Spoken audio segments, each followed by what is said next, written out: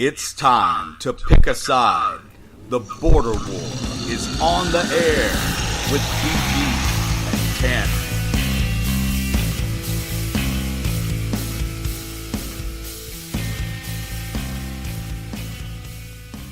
All right, true believers, welcome into the Border War for January the 24th, 2018, TanMan. I need you to write that down. 2018. Got it.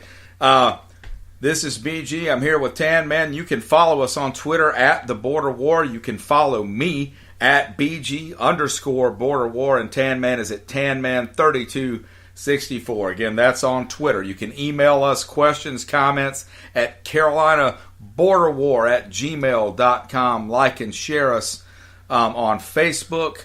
And like and download us through Spreaker, which is the app you are listening to us on right now, most likely. Make sure you favorite it, and that way you'll know when we do a new show. Every now and then we don't do it on a Wednesday, so sometimes that might come in useful. The Spreaker app. Make sure when you tell your friends about the show, too, that you explain to them that they don't have to do anything other than just download the app. There's no password. There's no account. Just type in the Border War. Yeah, and us and some podcast covered in a Confederate flag pops up. But, yeah, you can't have everything. Yeah. All right, TanMan, a lot of stuff going on. Obviously, the Super Bowl coming up here in a couple weeks. The NBA at the halfway point. We're getting right around All-Star break here. So catch us up in this week in sport. BG, you mentioned it. The Super Bowl is coming up, and we now know who will be there. The New England Patriots, surprise, surprise, they're back in it. They knock off the Jaguars 24-20. On the NFC side, a little bit of a shocker, I'd say. The Eagles beat the Vikings 38-7. I wasn't surprised that either. I mean, we both picked the Vikings, I think. It didn't surprise me the Eagles won, but that score surprised me. That was a little surprising. On the college basketball hardwood, the new AP poll, Virginia at 1, or Villanova at 1, Virginia at 2. Followed by Purdue, Duke, and Kansas. With Kansas's loss last night, of course, that'll be changing. UNC comes in at 10. They will certainly drop, and Clemson at 18. They will be dropping as well.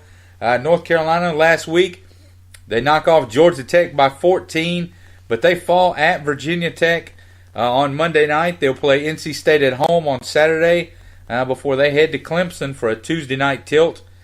Speaking of the Tigers, they get a costly home win against Notre Dame as senior Dante Grantham tears his ACL. But they turn around, go to number 2 Virginia last night, and they fall 61-36. They trailed 27-23 at the half, but only scored 13 points in the second half. So they will go to Georgia Tech on Sunday before the quick turnaround. How unusual with North Carolina is that? You watch a lot more college basketball than me. 13 points is unusual. It's unusual. I couldn't remember a game. I mean, South Carolina's had some really low point totals. I don't remember one like that. Yeah, that's. I get Virginia's defense is stifling, but that's a little much. You mentioned the Gamecocks. They lost their only game last week. They fall at home to 21st ranked Tennessee 70-63. They'll play number 20 Florida at Florida tonight, and then they will get Texas Tech 14th ranked Red Raiders at home Saturday afternoon. In NBA action, the Hornets go 2-1 last week. They're 6-3 in their last 9 games. So maybe they're starting to show some signs of life in the Queen City. They beat the Wizards. They lose by a point at home to Miami before they beat the Kings. And they really should have gone 3-0. Should have gone 3-0. I watched that Heat game, and they just blew that thing. Yeah. They just blew that. But they'll wrap up a 5-game homestand versus the Pelicans tonight, and then the Hawks on Friday, and then they hit the road at Miami on Saturday, at Indiana on Monday. So, again, 4 more pretty winnable games for the Hornets. NBA All-Star participants are set. Teams will be picked and announced Thursday night. BG and I will get into this a little later on. But some notable snubs from the All-Stars. Chris Paul, an All-Star staple, not on it. Kemba Walker, who made the big push. The Hornets made the big push to get him on last year. Right. Not on it this year, but the name that jumps out at you, where is Paul George? Yeah, that's... I get the West is loaded, but where is Paul George? That's a little bit odd, especially the way that team has come on in the past Well, really, since we said they weren't any good. Yeah. I think they started winning right after we said that. Yeah, the curse of the border war lives on. But Paul George is not on the All-Star team, so he'll get a couple extra days of rest this year. In the golfing world, BG, I'll tell you if this really gets you going. The 657th ranked golfer in the world will be 10 off in the Farmers Insurance Open. Does that get you going? Only if it's Tiger Woods. Well, luckily for you, it is Tiger Woods. Oh, wow. 657. Tiger making his return to the PGA Tour. Last year, he played in this event. He missed the cut. And then he goes and plays in the event in Dubai and withdraws, and that was pretty much his season. So he will be making his debut to the PGA Tour. He's won this particular event 7 times, and he won the U.S. Open at Torrey Pines in 2008, so it's a familiar course for him. So hopefully... and let's be honest, nobody knows what Tiger Woods is ranked right now. 657, okay, that's because he hasn't played much. For all we know, he's the 12th best golfer on the planet, or maybe he's not even the 657th, but we'll find out. Well, those world golf rankings, now not to get too deep into it, right. But they're all based off of events you played. So you know how when he stopped playing, even though he didn't play for a while, he jumped up 300 spots after that one tournament. Yeah, he was a couple months ago. He was still like number 1 in the world because it keeps events on, and events hadn't fallen off yet. So he stayed up there even though he wasn't playing. And once those events fell off, he plummeted. But he's back. Really excited to see that. He played 9 holes with Jason Day and Bryson DeChambeau the other day, and Jason Day said he looked fantastic. So we'll see. We'll see. And finally, BG, I know this is your realm. The preseason college baseball rankings are out. Baseball America has come out with their poll. The defending champ, Florida Gators, number 1, no surprise. Oregon State, Florida State, Arkansas, and Texas Tech round out the top 5. North Carolina comes in at 7. Clemson comes in at 12. No Gamecocks, but I think there was one poll that came out a few weeks ago that did have the Gamecocks in. So who really knows? Most of the polls I've seen have South Carolina somewhere between 30 and 26. Yeah, right on the outside, yeah. I really...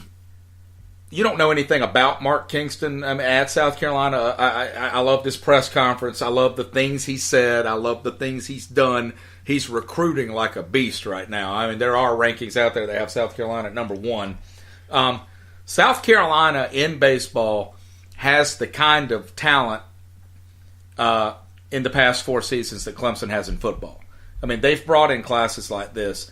If he does his job down there, South Carolina's not going to stay out of the top 10 very long. No, whatever poll doesn't have them in, I don't follow college baseball quite as closely as you do, but I feel certain that you're in the SEC, you're going to get a chance for a lot of quality games. Sure. And you're going to get in there, and you're going to stay in there. If you're Mark Kingston coming in and taking over a very talented and very underperforming team, I think you're perfectly fine telling your players, yep, they left us out. I mean, that's probably not a bad way to start it off. Yeah. So there's your week in sport, BG. Glad to be back with you. I know last week it was treacherous. It was jerry-rigged at best. Yeah. I went back and listened to it, and people were kind, and they said I sounded okay on the phone. I sounded okay on the phone, but that was about it. I did enjoy having the big screen computer in front of me so I could sort of just look up stuff instead of having to plan ahead. But today I had to plan ahead. Well, now we get to watch Highly Questionable as we do our shows. So. And that somehow fits, I think. See? I think because or no. My 4th grade son absolutely loves the promo on ESPN Radio where Poppy says, ESPN Radio. Radio. He loves that. All right, so moving on to the NFL. We'll start with the Vikings and the Eagles. Like we say, we both pick Minnesota, right? I think we both picked Minnesota to go on the road. Yes, both of us. I mean, as soon as Carson Wentz went down, I know I did. I just wrote them off. I was ready to write them off. I wrote them off. I think I called Nick Foles the bum we know. Yeah, I mean, and I thought Nick Foles was I would have probably said he was a B- quarterback. Like he's not a bad quarterback. He probably would be a starting quarterback on some people. I guarantee you the Cleveland Browns would take him. Yeah. But I did not expect him to perform like this. Now, to be fair, he has been the Eagles starting quarterback. But he was such a departure from what Carson Wentz was able to do. Yeah. But let's be honest. I mean, he played a good game. Minnesota's offense looked terrible, and Philadelphia's defense. I mean, I think Foles had the ball the whole game. I think that's where we sold the Eagles short. That's definitely was on their where defensive side of the ball. I think we sold them short on that side. As far maybe we gave Carson Wentz too much credit to begin with. No, I think all the credit Carson Wentz was getting was well deserved, and had he been healthy, I don't know that they wouldn't be in the same spot they were in right now. Right. As far as Minnesota goes, they get the ball to open the game. They go right down the field, score a touchdown. Life is good. They force an Eagles punt. I really thought after that first touchdown, I thought Minnesota was going to win this game about 38-15, 38-17, something like that. He throws that pick six. Case Keenum throws the pick six right there on their second possession, and after that, it was they were done. That was it. So was it a mental thing? Did it get into his head, or did Philadelphia just eat him up after that and smelled blood in the water? I think we do too much of this sort of taking a single football game in general. College, high school, pro, whatever, and making it mean more than it means. Sometimes you just get beat. I mean, sometimes you don't have it, and I'm not saying that's the case. I don't know. I've suspected for a while that Case Keenum is a very good quarterback, probably a slightly undervalued quarterback, but I mean, he has bounced around the league. Lots of quarterback coaches, lots of offensive coordinators, lots of general managers have gotten very good close-up looks at him and have eventually said no, thank you. Well, in his defense, he was with Jeff Fisher for a while, who has now become ostracized for his work with quarterbacks in the NFL. Yeah. But at the same time, Jeff Fisher, who somehow was at one point the longest tenured head coach in NFL history. Well, he found a Steve McNair. That's he coached a long time after McNair was retired, and then worse than retired. Well, I'm just saying. He was with Fisher for a while. I'm not taking up for Jeff Fisher. I just think it's funny because sometimes it seems like there are literally people working in the NFL that don't even know anything about football, but they're still head coaches. Yes, there is someone on your television eating a shoe. I don't know how to explain that either.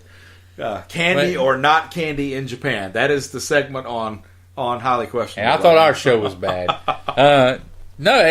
What I don't get from Minnesota, they were based on defense all year long. That was their calling card. Yes. Number 2 ranked defense in the league. I heard that over and over. They go up to the NFC Championship and give up 38 points, I think it was. Yeah. So it's not all on Case Keenum. I mean, there's plenty of blame to go around in Minnesota.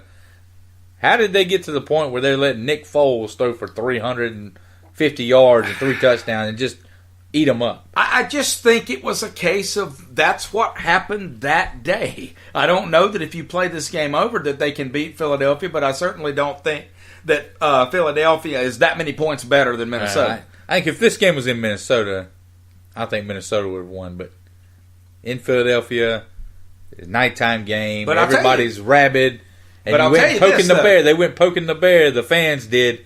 The Viking fans doing their little chant on the steps on the Rocky steps. Yeah, you can't do that. You can't do that, man. You can't do that. The Eagles, though, you got to give them credit because there's a lot of pressure on Eagles teams when they get to this point. There haven't been many Eagles teams. I think they've had 2 Super Bowl teams in franchise history. They lost both those games. And they went through a long stretch where they lost a bunch of NFC Championship games, too. Right, and so there is the weight of history on this team, and unlike college where I think sometimes players come and go so fast that maybe they don't always pick up on that stuff, I think NFL players know it. You play for these teams for a lot longer. The culture is a lot more established. So you got to give them credit for not choking. I mean, frankly, because they could have waved the flag on this season. They didn't choke. They went right out there and took it. I mean, I didn't really watch much of this because there really wasn't that much to watch. How many games got out of hand pretty quick. Games were left when Wentz went down? Was it 4? Man, I don't know. We were talking about them being lucky to know. split it. We were looking at their schedule. They didn't lose. But they lost to the Cowboys in a week that Yeah, but I don't 7-6. I mean, they didn't. I don't even think they played Nick Foles that week. I think they played somebody else. That's exactly right. So, yeah. Well, we've talked. Did we sell Nick Foles short? I think we both agree that we did sell him short. When you look at Foles, there's a lot of talk about what Philadelphia should do with him. Should they put him on the market? Because his value is not going to get higher than it is now. Or is this another Joe Flacco type of thing like we saw a few years ago where Flacco goes through the playoffs, doesn't throw a pick, goes and beats Peyton Manning, he beats Tom Brady, and then they go and they win the Super Bowl. He's the Super Bowl MVP. And ever since, he gets a big contract, and ever since then, Joe Flacco has been the butt of every joke when discussing overpaid quarterbacks in the league. So is that what this is with Nick Foles? Or Yes. Yes. Yes. Again, this is a quarterback who has had his chances. He's been on multiple teams, and there is something that, I don't know what it is. I'm not an NFL GM, but there is something that he consistently is not doing that NFL teams want him to do. Now, this discussion could also be a week early or 2 weeks early. If he wins a Super Bowl, then he's going to start somewhere. Well, I was going to say, obviously, he's not taking Carson Wentz's job no matter what happens. Now, the New England Patriots, and this feels weird to say, but it's been true the past 4 years, they have a terrible defense. They do not have a good defense. That is not how they're winning games. Yeah. They can contain some people, but they're not a great defense. So I don't think Foles is going to look terrible. But whatever he looks like, if the Patriots win the Super Bowl, then I think a lot of this Foles talk cools off, no matter how he plays, unless he does something really spectacular, 330 yards. Well, I think as long as he doesn't go out and stink in the Super Bowl. I think there's I don't think he'll go out and stink. I think he'll play. He might not play that good again, but I think he'll be fine. I don't think he's going to consistently play the way he's playing in Philadelphia right now behind that defense with the running game that they've got. But if he plays well, I definitely think I could see him becoming a starting player for another franchise. It just better not be up the road in the nation's chat. No. Yes. No, don't say that. No. We need to start that. Hashtag Foles to Washington. If we get rid of our lack of personality quarterback that we have now, I'm not accepting another one. Yes. No. He's taller. What does that mean? I love how you say that like that settles it. He's taller. Yes. Nick Foles to DC. That's the hashtag. Start it. I will not start All that. 14 of our listeners need to make that happen. I told you, I want Alex Smith, man. I want Alex Smith. That's the guy I want. If I can't get Keenum. I'm hearing Baker Mayfield. I've heard that in the draft a lot, but I can't remember the last time that the Redskins drafted anybody that all these mock drafts have them going for first off. I don't remember seeing Jonathan Allen in the first round to Washington one time last year. Not one time. I'm trying to think. They were all over middle linebackers. He fell to you guys, didn't he? A little bit. 'Cause I kept thinking he would be gone by the time he got to y'all. A little bit. On the other side, the Jaguars and the Patriots, I went out on the limb. I went with the Jags. You didn't go on that much of a limb, as it turns out. They're up 2010 after 3 quarters, and I'm going, holy smokes, man! The Jaguars are. I almost texted you. I said the Jaguars are going to be in the Super Bowl, man. Well, first of all, if you made the mistake of laughing at Tom Brady on Facebook or on Twitter before the fourth quarter started, learn your lesson. Just learn your lesson, man. I saw it over and over and over. Well, even if he had lost, there's nothing to laugh about. That defense is amazing down there. Yes. But that being said, this was just like the Super Bowl in that the Falcons should have won that game. And the Jaguars all over themselves. Yes. And here's the thing, man. There are times when I try not to do this, because I do think that these guys know more about football than me. But I promise you, if I could have started calling plays, or if I could have just told the offensive coordinator for Jacksonville, run or pass, if I could have just said that, we would have won that game. as a Jacksonville Jaguar. Because just told him run or pass. And let him call the play. But I'm on first down, I'm telling you, throw the ball. I thought you were saying if I could just call the plays and we would either run it or pass it. I'm like, well, I'm sitting there thinking, what else are you going to do with it? Never assume that I'm making a stupid point, TanMan. Anytime I'm making a point and you don't understand it, just assume that that's on you. Whatever. Yeah, well, that's fine. I mean, you can do that, but... Okay, I don't like coming back from that. I mean, it really gets to me when you do that. It takes all the steam out of my sails. But steam in my sails. That doesn't really make sense. But when I was sitting there watching it with my kid, and he even said it, like, why are they running the ball every first down? It's obvious they're going to run it.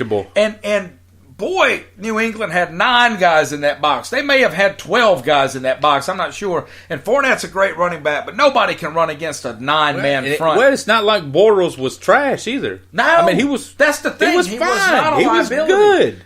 We have talked about it like 4 weeks in a row, but it's that moment where we're about to beat New England, and then you start backing off. We talked about it with Oklahoma. We talked about it with Georgia. Now we're talking about it with Jacksonville. They did not keep doing the things that got them that 10-point lead. Nope. They played conservative. And yes, Stephon Gilmore from South Carolina makes a great defensive play on a great pass, but it should have never come down to that pass. You knew this thing was over when, after the first touchdown in the fourth quarter, they get it to 20-17. There's about 6 minutes to go. And Tony Romo made the comment to the effect of, all right, here it is. This is your chance for Blake Bortles. Go out and win it. And then turn around and go 3 and out. Yes. They punt the ball. The punt goes nowhere. It gets returned to like the 40-yard line or something. And right then, you knew, all right, you're giving Brady a fourth of the field, a third of the field to deal with. He's going to score again. And you're not going to get another touch. You're not going to come back down to get another touchdown. It turns out they almost did. But that point right there where they had to punt the ball and didn't move it at all, you knew Brady, you get the ball back to Tom Brady, he's going to score. Did you feel like, too, that Jacksonville's defense backed off in the fourth quarter? They weren't. I mean, I know they can get pressure with 4, but they weren't. And when they weren't, they didn't change anything up. And early on in the game, it was coming out of halftime especially, it was obvious that Belichick and Josh McDaniels were going to chip those defensive ends. So they took all the pressure away from the edges. Yeah. There was one play in the fourth quarter, I think, where Jacksonville blitzed their middle linebacker and absolutely stuck Tom Brady. He got his pass off. I think he even completed it, but he got drilled. Yeah. But they didn't do it again. You can't. We've talked about it yesterday, man. Brady's standing there flat-footed. On that last touchdown pass, he's got garbage all around him, and he's just standing there cool as a cucumber, But the pocket's still there, and that's the thing. A quarterback like Brady, pressure off the end is not nearly as detrimental to him as pressure up the middle. He cannot avoid pressure up the middle. It's been proven over and over. He's not mobile. He's a big guy. Everybody acts like Tom Brady's, like 5'9" when they talk about it. No, he's huge. No, he's pretty good sized guy. He's a 6'4" quarterback. I mean, he's a large guy, and he cannot roll out of that pocket. He doesn't have that Romo roll away from pressure TM trademark. He did, man. He did. He did. Except those couple times he got his bones broken. Listen, I will put up with a lot of stuff on a lot of crap on this show, and I have. But I will not put up with you dogging Tony Romo. That's not going to happen. And so the price I pay is that you click the boo button? Yes. How do you feel about Romo as an announcer? That seems to be a hot topic. He's awesome. People either love him or hate him. He's awesome. Yeah, I mean, I get the. He was fired up Sunday, man. Well, no, he was fired up. I loved it. No, he's a lot better than Phil Simms was. Oh God. Hey, everybody's better. Me and you are better than Phil Simms. He's a lot better than Phil. No, Romo's. Now, granted, I'm looking at 2 Tony Romo figurines up there on the wall, but I'm a little biased. But no, Tony Romo's great. He's a great announcer. But you did not like Joe Theismann, is that correct? You thought he was a terrible announcer. He was awful, man. Right, yeah, that's shocking. Theismann was awful. Shocking. You are so fair. Where is Joe Theismann at right now? He's 68 years old. Thank you. Man. He's nowhere. He's at the house. He's fired. I love how you act Get like out of that was here. my answer. Get out of here. He's fired. Get out of here. He announced You're for fired. 20-something years. You're fired. Okay. I'm going to try to recover whatever my point was. I'm sure you've got some sound effect warmed up. He's not big league. Okay. He did win a Super Bowl, however, which is something Romo will never be able to say. Care? I'm sure you don't. What was I even talking about? I don't know. Move on. BG. Go. Take it somewhere. I'm done. Brady, we've become accustomed to seeing Brady do these things. It's not a surprise. There was a point in the game, we just talked about it. You knew that this was going to happen. Where do you put this when you start thinking about the comeback in the Super Bowl, all the battles with Peyton Manning that he had, the battles with Steve McNair that he had, the first Super Bowl where he came in and replaced Drew Bledsoe, I think it was the second game that year. Where do you put Sunday on the list of the all-time best of Brady moments when you start looking back through an 18 or 19-year career? I think it's sort of like what I was talking about before. If they end up winning the Super Bowl, I think it goes right up there. If they don't end up winning the Super Bowl, I think it sort of falls off the list a bit, sort of like their quote-unquote perfect season that no one ever talks about because they lost the Super Bowl. You're right. I mean, people don't talk about that. Yes, people don't talk about that. Now, that would be the crowning achievement of Tom Brady's career, but it didn't happen because David Tyree catches a one-handed luck snag off the top of his helmet that he didn't even realize he had caught. Did he ever play in another NFL game again? I don't think he did. We talked about this, and I've always meant to go look that up. I'll say this. I think you take a little bit away from where this ranks in terms of greatness because, like I said, I thought Jacksonville sort of played soft defense in the fourth quarter and were giving him the underneath. But we talked about this yesterday. The thing that still amazes me about Brady is the effortless accuracy. He looks like he's just throwing the ball with his teenage kid in the backyard, and the ball lands in a space 30 yards down the field on the back shoulder on a sideline route that would fit through the hole in a spare tire. I just don't understand how that kind of arm talent exists. And I'm continually amazed. LeBron James and Tom Brady, to me, belong in the same discussion because the number of people.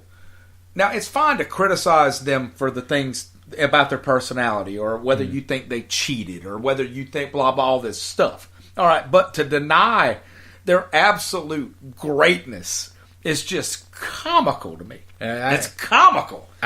The guy's amazing. I think Sunday ranks right up there. And this is 40-year-old Tom Brady. Yeah, and that's part of it. I think Sunday ranks right up there. Obviously, it's not the Super Bowl, so that comeback in the Super Bowl last year is on a different level. I mean, that's something, and it's in the Super Bowl. It's in the Super Bowl. I mean, that's something completely different. But that next level of awesomeness, this ranks right up there near the top of that list. When you talk about no Edelman, which he hasn't had all year, and I don't think that's huge. Gronk gets knocked out in the first half. My favorite tweet of the whole day Sunday was, what is the concussion test for Gronk? Do you ask him to name a number between 68 and 70? Like, what is the... I mean, how do you tell if Gronk has a concussion? Because, I mean, doesn't he always act like he has a concussion? I don't... But then when you toss in the fact that, all right, we covered he's 40. On his throwing hand, he has 10 stitches in his thumb. Did you see the picture of that? No. Oh, it's a Where exactly are the stitches? Like here. So it's right here on the inside of his palm, like in the webbing. Fat part of his thumb. So he's got 10 stitches on the part of the ball that grips the football. On his throwing hand. And he just, man, it's nothing. Like he trolled everybody all week long. Like his hand was going to fall off. Didn't you feel that coming, though? When he didn't practice for a few days. As it turns out, I mean, I think he genuinely sounded like he had been concerned about it. I think it was real concern. Now it looks like between the gloves and the hiding the hands and everything on his practice, diet, I think wounds actually heal before your eyes. When you eat avocado ice cream, cuts actually disappear as they appear. Well, there's probably the guy that Belichick ran off that healed him magically. No, when you take all that into effect, I think that this ranks right up there. I mean, I I cut the TV off Sunday evening as in awe of Tom Brady as I have at any other point. I mean, and Clay Travis they had a good discussion the other day. I think the discussion we've been having maybe this is a little feature on the show we like to call giving credit. Yes. When you talk about stuff on your show and then we talk about it, we will credit you for doing that. Not that Clay Travis has ever done that to us, no, but other people have. But Clay Travis brought the idea. We've had the LeBron, Michael Jordan debate till we're blue and I mean, that's done. Yeah. The real debate, and you just mentioned it, who's the GOAT? Tom Brady or Michael Jordan? That's the discussion to have. It's not Jordan and LeBron. Right. Because LeBron's not going to catch he's Jordan. never going to be able to run down the faults and the flaws. And he does not have the warts. The killer personality. Right. He's never going to be able to get past those things in some people's eyes. So, Brady or Jordan, who do you think's the bigger GOAT? Taking into account, of course, this feels like the kind of thing we should talk about in July when there's nothing else to talk about. Well, let me just think for a second. You tell me what you think because you just popped this on me. I think it's Brady, and I think it's Brady, and just like and that's real going over North Carolina, man. Taking the Michigan guy. Yeah, real quick because you know we'll probably touch on this again in the summer, and hopefully people have forgotten. But real quick. Football, you don't see teams and guys over and over and over and over just do the things that the Patriots do. I'm sitting here thinking, and I'm agreeing with you because Brady has never had the cast of support that Jordan had. No, and when you look at how many times have they not? I mean, you could probably count on one hand since he became the starter the number of times that they haven't advanced at least to the AFC Championship game. If you ever have somebody question Tom Brady's greatness, ask them, leave Randy Moss out of the discussion, who's the best wide receiver he's ever thrown to. Nobody can even remember these guys. Well, I was going to say, who was the one, he was like 5'9", he won the Super Bowl 39 MVP, Deion Branch. Deion Branch, yeah. I mean that's what we're talking about here, though. And he's done it over and over with talent that is and questionable. The one year they went out and actually got him a star receiver, they went undefeated, and he threw like 194 touchdowns that year. Yeah. Amazing. Now, Gronkowski's elite, don't get me wrong, but he hasn't been healthy. He doesn't stay healthy. Look at Julian Edelman and Danny Amendola. Look at them. They look like me. I mean, they're a little more in shape. But I'm just saying they're small guys. Man. Yeah, they're not tall. They are not prototypical NFL receivers, and now they've got guts. I'll tell you this, but I think a lot of those guys wouldn't have a career without the Dallas Cowboys. Dallas Cowboys started Amendola's career. We trained him. We got him into the league, and then the Patriots reaped the benefits of the hard work of Dave Campo's staff. I don't even see Dave Campo. Ugh. But the other side of this, the Jaguars, they've got a discussion on their hands they got to have, or do they?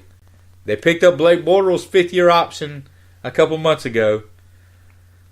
So now comes time. I mean, he's knocking on the door to a Super Bowl. Do you let him go? Do you let him go and make a push at Cousins or an Alex Smith? Do you bring him back and say play the year out and we'll see how it goes, or do you go ahead and take the opportunity to see if maybe you can? He's a Florida guy. I'm sure he loves being down there. Maybe you can get him to take a little bit less if you can get him locked in now. Yeah, this is a really interesting question because there's just sitting here right now. I mean, how confident are you that the Jacksonville Jaguars are in this position again next year, no matter what they do? I mean, don't you? It's hard to get here, man. Yeah, it's hard to get up here. And everybody's not the Patriots. You don't just get to come back next year. You feel like they're one of those teams where one of those major defensive players probably misses 10 games next year. Like, they've had games this year with Bortles where their offense looked comically bad, and I think it's important to not. Game 2 weeks ago, where they were comically bad. It's important to not forget that. I think and all of these, if I listed 5 possibilities here, all of them have like a 20% chance. It says anything could happen. I don't really favor one thing over there, but I'm going to pick one scenario here. I think what you see them do is re-sign him and then draft, say, a second or third round quarterback, which in essence will be not putting any pressure on him at all. But I think that if you re-sign, are you saying sign him to a new deal, or are you saying let him play out that 5th year and draft somebody? And then if he plays terrible, I'm saying I think they'll probably sign him to a longer term contract this offseason. And I don't know that that's the right thing to do, but we've talked about this. You and I, neither one of us feel like this quarterback draft is as strong as everybody else thinks it is. And I don't. We are the quarterback gurus. We are. I don't think if you're going to re-sign him, then you've got, if you're going to come to him and you can get him to re-sign now, you can't draft somebody in the 2nd round or the 3rd round. If you're going to re-sign him, you've got to do it and say, that's my guy. We're going to ride or die with Blake Bortles. Well, I'll tell you one thing, and I think you use those picks to get him more help and more weapons. If you don't, if you still have questions, then you let him play out that 5th year, knowing that if he plays lights out, we're going to have to back up the Brinks truck to keep him. But I think if you go to him now and offer him a deal, that's what I'm saying, and I think know more about him than anybody else does. I think that's likely. If they go to him and they can get him to offer a deal and take a deal now, like I said, maybe you can get him to take a little less than you would be able to at this point next year if they comes out and they go 11-5 and they're back in the playoffs again, and he's a big part of the reason why, because for all the garbage that he gets, he's a big reason why they were there. Sure. Are there any quarterbacks that they could realistically get in the draft and or free agency that really move the meter excitement-wise? Because the one thing I will say about Jacksonville, they're one of a handful of NFL teams that cannot sell their stadium out. Ever. There's not a lot of interest. And so if ticket sales are not a complete but non-factor, ticket sales will go up next year. You can mark that down. No, sure. They'll go up next year. Excuse me. All right, well, look at the names. No, I don't think there are. All right, but Eli Manning hits the market. Would you rather have Eli Manning or Blake Bortles? Honestly, I think I'd rather have Bortles. I'd rather have Bortles. I mean, because Eli's done. Okay. I mean, he might have a couple good years left in it, but he's done. All right. Kirk Cousins hits the market. Now, we know what Cousins is looking for money-wise. You going to pay Cousins that money? Or would you be willing to take Blake That's the thing. At a little less? That's the thing. If I could get them for equal money, then yes, I'll take Kirk Cousins. But you're not going to get him you're not going to get equal. So but that's what I'm saying. Yes. Alex Smith. I have Alex Smith, who's if he hits open market, he's gonna make a lot of money too. Sure. Would you rather have Blake Bortles? Knowing that your defense is young, they're going to be good on defense for a number of years more. You spent a lot of work.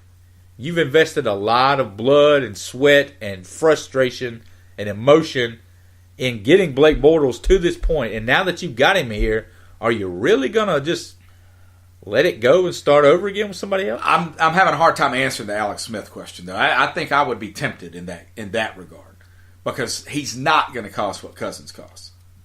No, he's not going to cost what Cousins cost. But I'm saying, let's say he and Blake Bortles are going to be comparable on the open market. Bortles next year or whatever. Let's say the money is comparable. You going to start all over again with Alex Smith? You going to start all over again with a new car? I mean, we know what Alex Smith is. Sure, you're right. We know what he is. You're right. Are you going? Are you going to? But these are our guys. Bortles is? Well, but that's my point. We're going to say, okay, we know where Bortles was. We know who he was. And we see a little bit of what he could be, and we've spent a lot of. Isn't that exactly what you could have said about Joe Flacco? But I'm saying we spent a lot of time and a lot of we've invested a lot in Blake Bortles. Mm-hmm. The quarterback is the lifeblood of your team. And are you going to blow this team up? I'll say to bring in Alex Smith. I'll say that. Well, I don't know. I don't know that that's blowing the team up because you're not the getting, team is you're not the getting defense. Drew Brees. Drew Brees is not leaving. I've heard that. Drew Brees is not leaving. All I'm saying is that there's this business principle out there that when you've made a bad investment, and I'm not saying he is, but this argument you're using that we've invested all this time into Pat, blah, blah, blah, if it's costing you, then you cut it. You don't keep making car payments on a lemon. You get rid of it. Right. And so... But I don't think Blake Bortles is a lemon, though. I don't think he's a lemon. That's your argument. Yeah, not that we've invested all this time in it. He goes to New England. They are a quarter away from a Super Bowl, man. They've got New England 20 to 10. And it wasn't his play calling. And it's not his fault. I think if they had put the ball in Blake Bortles' hand and let him throw the ball, especially on first down. Well, I told you the other day, they run that wheel route with Fournette up the sideline. And Fournette drops the ball. And the ball just kind of falls at his feet. You run that with a running back that can catch or is a little more athletic. Fournette can't get his hips turned around to catch a wheel route. No, but I mean that was the game. I mean that was it right there. They catch that ball, Fournette's gone. I mean if somebody else catches that ball, they are gone. And the Jaguars are in the Super Bowl. I think everybody in the country is really excited that they're not. I mean, I know everybody was pulling for them because everybody's pulling against New England, but I promise you, if it was the Eagles versus the Jaguars, it's one of those things in the NCAA tournament. Everybody says, everybody who doesn't follow college football or college basketball and doesn't have a favorite team, everybody goes, "Oh man, God, I love Lehigh beating Duke. That was awesome." Are you watching Lehigh and Xavier in 2 days? No, you're not, because I saw the arena and the arena was empty. Right, you're not watching that. You want to see the big boys, but man, I thought that New England against Minnesota in Minnesota would have been the most interesting of the four possible outcomes, but this was the second best one. Yeah, I saw the Patriots were wearing white. They opted to wear the white. Do you think they would have worn the white if it was Minnesota and let Minnesota wear the home uniforms in their home stadium, or would they have made them wear the visiting uniform? I don't know. I just get the impression that Belichick and those guys... It's like a mind game, like a mind Jedi trick. I wonder if they even think of that stuff. Yes, they think of that stuff. Are you kidding? That's all they do is think of that stuff. Yes. Well, then we don't even have to worry about it. I think they would have probably worn their home uniforms in Minnesota if they had the choice. Yeah. Yeah, I do. We got a couple minutes left before we have to go. What do you think Bortles actually does? We talked about what we think Jacksonville should do. What do you think Bortles does? I think he does what you just said. I think he probably takes it. I think he knows that they've got justification to cut him if they want to, despite how the season ended. So you don't think he'd push it like Joe Flacco did? He shouldn't. No. He shouldn't. They're not. I mean, he's dealing with Tom Coughlin now. Tom Coughlin's not going to put up with a lot of showmanship. I mean, he knows what should be done, but he's got a... I guarantee you, Coughlin's got a price in mind, and that price is what it's going to be, or you go. I think he plays the year out, and he knows if he comes back and has a year close to this, knowing that he could stick. How him for confident more money. are you that he will have that year? See, that's the thing. That's the thing. You also have to remember, Deshaun Watson will be back next year. So Houston should be good. Houston's going to win that division. Andrew Luck should be back next year. And Andrew Luck, maybe if his arm's not falling off, nobody really knows what the deal with that is. But Luck should be back next year. That division's going to be tough, man. It's not going. Tennessee's still in it. That division's not going to be a walkover, man. Finished the season on a bit of an upswing too. Yeah. And Mariota, man, he's just too good. He's too good of a quarterback not to have a great season. Yeah. Someday. All right, guys, that's hour 1 in the books. Make sure you tune in for hour 2 coming up.